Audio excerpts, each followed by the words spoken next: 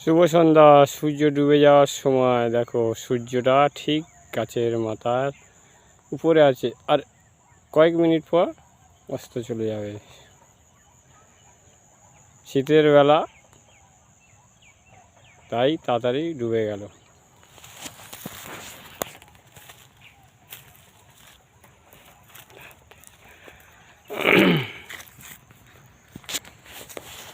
তাই দেখো ধান কুড়াচ্ছে পিঠে খাবে বলে, সেই ধান কুড়াচ্ছে। টাটা ভাই, ভালো থাকো, সুস্থ থাকো। আর একটুখানি আছে, ডুববো ডুববো ভাব।